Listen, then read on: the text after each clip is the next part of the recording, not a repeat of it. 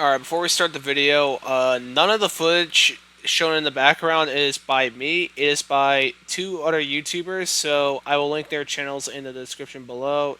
Yes, you read the title. You are about to witness a guy who hasn't played any Tekken Tag games talk about Tekken Tag. These games are very iconic and hold a place in people's hearts. Well, maybe not Tag 2, I guess.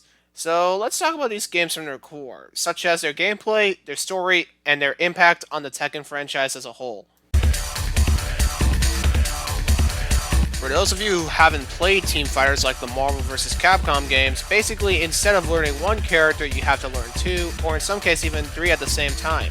Tekken Tag Tournament plays similar to MVC1 and MVCI, where you have to learn two characters at once, except this time it's in 3D, and you have a lot of moves to work with! In terms of roster, Tag 1 had every character leading up to Tekken 3, except for Dr. Bosnovich and Gon. Tekken Tag 2 had every character leading up to Tekken 6, with some new characters and a few exceptions, which means Tag 2 had a lot of characters to work with, and to be exact, 59 characters!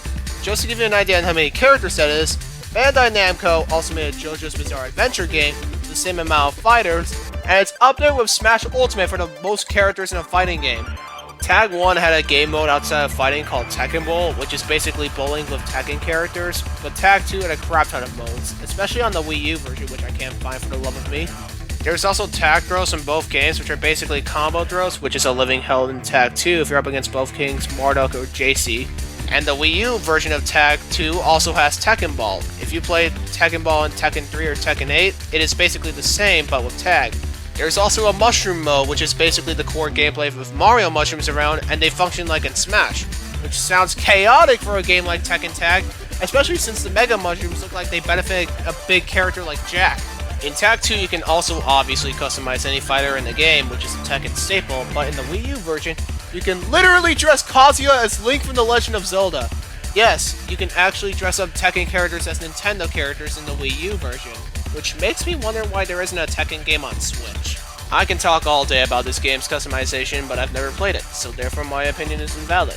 There's also a decal system, which is like a grandma spoiling her children, and the Wii U version had a spray paint feature that utilized the touchscreen. Story-wise, Tekken Tag Tournament 1 doesn't offer anything unique, so we're gonna have to skip to Tag 2.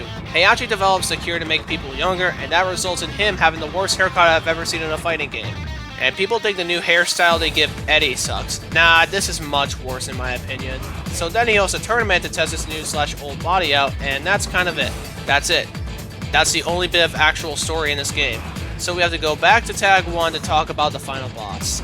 The final boss of these games is, I believe, the only final boss in the franchise to be female. Okay, aside from Kazumi in Tekken 7's arcade mode, but Shinakuma exists as the story's final boss. It's a girl possessed by some wolf who wants to complete itself so it can go into a furry convention. The wolf doesn't have a name, as I think it is commonly referred to as the forest demon or the wolf spirit. In Tag 2, Harada said Weeball, and Jun Kazama turned out to be the unknown lady. Why exactly? Because Bandai Namco wanted to confirm Tekken politics.